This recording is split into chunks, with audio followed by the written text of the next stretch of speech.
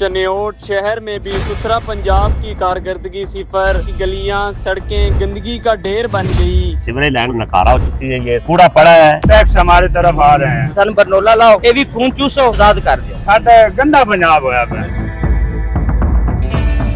अच्छा दसो ਤੁਹਾਡੇ ਇਲਾਕੇ 'ਚ ਕੀ ਇਸ ਟਾਈਮ ਮਸਲਾ ਕੀ ਹੈ ਤੇ ਕੀ ਸੁਥਰਾ ਪੰਜਾਬ ਵਾਲੇ ਕਿਉਂ ਨਹੀਂ ਕੰਮ ਕਰ ਰਹੇ? ਸਾਡੇ ਜਨਾਬ ਸੁਥਰਾ ਪੰਜਾਬ ਵਾਲੇ ਜਿਹੜੇ ਨੇ ਸੀਵਰੇਜ ਲਾਈਨ ਜਿਹੜੀ ਸਾਡੀ ਬਿਲਕੁਲ ਨਕਾਰਾ ਹੋ ਚੁੱਕੀ ਹੈ, ਇਹ ਸਫਾਈ ਕੋਈ ਨਹੀਂ ਹੁੰਦੀ। ਰੋਜ਼ ਪਾਣੀ ਨਿਕਲਦਾ ਜਨਾਬ, ਆਏ ਦਿਨ ਪਾਣੀ ਨਿਕਲਦਾ। ਅਸੀਂ ਸਾਹਿਬ ਨੇ ਸਾਡੇ ਮਸਜਿਦ ਹੈ, ਅਸੀਂ ਬਹੁਤ ਤੰਗ ਆ, ਬਹੁਤ ਗਰੀਬ ਹੈ, ਉਹਨਾਂ ਨੂੰ ਅਪੀਲ ਕਰ ਬੈਠਾ ਮੇਰੀ ਸਫਾਈ ਕਰ ਦਿਓ ਜਨਾਬ। ਉਹ ਆਂਦੇ ਜੀ ਅੱਜ ਕਰਦੇ ਆ, ਕੱਲ ਕਰਦੇ ਆ ਜੀ। ਅਸੀਂ ਡੀਸੀ ਸਾਹਿਬ ਨੂੰ ਅਪੀਲ ਕਰਦੇ ਆ ਜਨਾਬ ਸਾਹਿਬ ਇਹਨਾਂ ਦੇ ਤਵੱਜੋ ਕਰਨ ਕਿ ਇਹਨੂੰ ਸੀਵਰੇਜ ਸਾਡੀ ਲਾਈਨ ਬਿਲਕੁਲ ਨਕਾਰਾ ਹੋ ਚੁੱਕੀ ਹੈ। ਮਸਜਿਦ ਸਾਡੇ ਸਾਹਮਣੇ ਰੋਜ਼ ਨੇ ਮਾਜ਼ੀ ਗਲੀ ਕੱਢਦੇ ਨੇ ਵੀ ਸੀਵਰੇਜ ਲਾਈਨ ਕਿਉਂ ਨਹੀਂ ਚੱਲ ਰਹੀ ਜਨਾਬ। ਐਸਾ ਮਿਹਰਬਾਨੀ ਕਰਕੇ ਡੀਸੀ ਸਾਹਿਬ ਨੂੰ ਗੁਜ਼ਾਰਿਸ਼ करते हैं जनाब इस सीवरेज लाइन सानू सही करके देती जाए। कूड़ा पड़ा है पर उठाया नहीं जाता पूरा, और डंपर जो छोटे होते हैं वो नहीं लगाए गए इधर, वो बड़े हैं वो रेडियो पे उठा कर ले जाते हैं, पर वो ज्यादा काम नहीं होता उनका। हल्का कोई डस्टबिन वगैरह कोई नहीं नहीं, इधर कोई पड़ी नहीं है, इधर कोई डस्टबिन नहीं पड़ी। मैं जनाब लिए जिदा भी बस आई है उधर का कोई सीवरेज लाइन का काम नहीं हो रहा कि मैं सीवरेज बस को 4 बारी मैं अपील कर चुका, फोन कर चुका। रोज सीवरेज बंद होता है, मैं उन्होंने आखदा जी फोन किया उन्होंने, मैंने एक कंप्लेन लिखा भी दी जी 48 घंटे बाद असा होना है। अच्छा दसो deputy commissioner Ayesha Rizwan Chiniot as a deputy commissioner काम सर अंजाम दे रही हैं, क्या उन्होंने कोई इलाके थोड़ा चक्कर लगाया या तुम उन्होंने कोई दरखास्त लैके गए हो कि मैडम सुथरा पंजाब की टीम जिन्हें बिल्कुल गैर फाल तरीके नाल किरदार अदा कर रही है? नहीं साडे को कोई नहीं जनाब, डिप्टी साहब आए ते ना को साडे को खुराबाद का दौरा ना कीता है, कोई काम नहीं उन्होंने साडे को आण के कीता। हां जी बिल्कुल। अच्छा तुसी ये दसो सफाई दे हवाले नाल सुथरा पंजाब दी टीमां कह रहे हैं कोई जुर्माने शुर्माने लगा रहे हैं दुकानदारां नूं, ओ की चक्कर है? वो जुर्माने ज्यादा लग रहे हैं जनाब ते नजायज है, पर सही मुनासिब होना चाहिए है दुकानदार नूं कि जितना कि उनका कोई हल्का है ना उस हिसाब नाल 200-300 रुपये जुर्माना होना चाहिए है। ये 1500, 2000, 3000, 5000 रुपया, 10,000 रुपये जुर्माने हो रहे हैं, ये ज्यादती जनाब। जुर्माने किस मादे लेना चाह रहे हैं? ये मादे च लै रहे हैं जुर्माने ना सुथरा पंजाब भी लै रहे हैं। ऐसा साढ़े हिसाब नाल ते सुथरा पंजाब कोई नहीं सही चल रहा जनाब।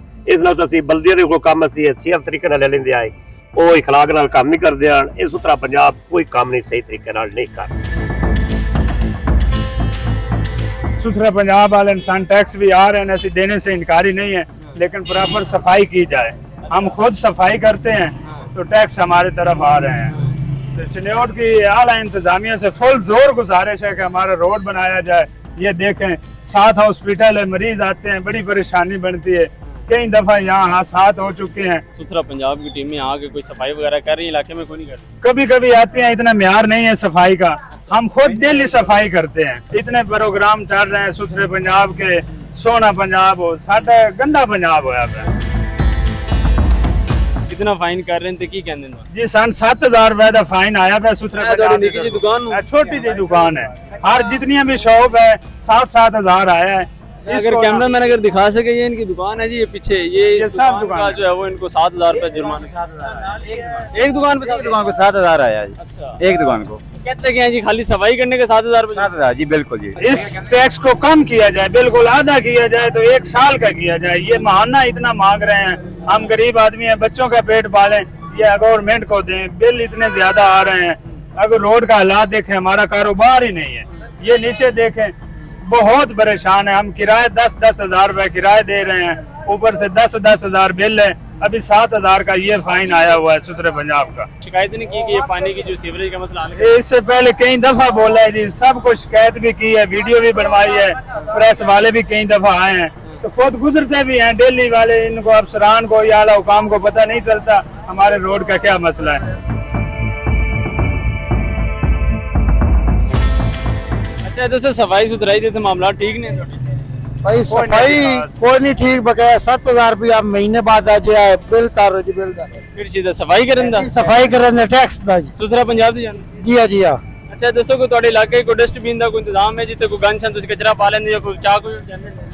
ਉਹ ਜੀ ਇੱਕ ਟਰਾਲੀ ਉਹਨੇ ਰੱਖੀ ਹੋ ਜੀ, ਡੇਲੀ ਚਾਹ ਕੇ ਲੈ ਜਾਂਦੇ ਨੇ ਵੈਸੇ। सुबह जो सी आने ना दुकान खोलते साढ़े इतना कचरा ते इकट्ठा होता सी, तुहानू दसो की करिए।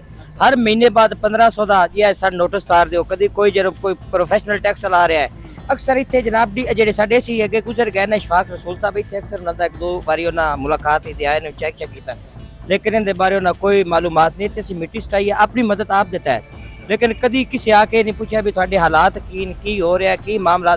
टैक्स तो टैक्स ते पर्चियां साडे देंदे ने, दुकानां साडियां रेंट दियां ने, बिजली साडे कोल कोई नहीं बे लेवल। ए वेख लो साडे कारोबार असीं आपे ही खालियां बनांदे, अपनी मदद आप दे तहत कर। कोई साडी इस रोड की सुनवाई नहीं हो रही। साडी गुजारिश है डीसी साहब से, वज़ीर आला साहब से, मेहरबानी करन साडे रोड दे उत्ते कोई रहम करन जेकर हो सकदा है, नहीं तो फिर सानू बरनोला लाओ, ये भी खून चूसो ते सानू आजाद कर दिओ। असीं किहड़े पासे जाईए? घर जाने 1500 कमाने, 2500 का खाता खुला हुंदा है, 600 रुपए मीटर का टैक्स विच इजाफी ला दिता है। बिजली तो साडे कोल आंदी नहीं। अगर किसी ने कोई गल करिए तो आंदा जे थोड़ा दादा मैं ही गवर्नमेंट मेरी, जिन्ना थोड़ा दिल करे तुसीं करो। असीं फिर किहड़े पासे जाईए? 4983 रुपए साडे जनाब उन्हें सेंड कर दिते। मरीम नवाज साहिबा से क्या अपील है आप लोगों की? यही है, हम रजुआ रोड के रहशी हैं, रजुआ रोड पे बैठे हैं, किराएदार हैं। बस ये रोड हमारा, ये कितनी बार ऐसा हुआ है कि हैवी ट्रैफिक यहाँ से गुजरती है और जो कंकरी है वो उड़ उड़ कर आंखों में लगती है। ये मेरा छोटा भाई है, ये जख्मी भी हुआ है एकदम।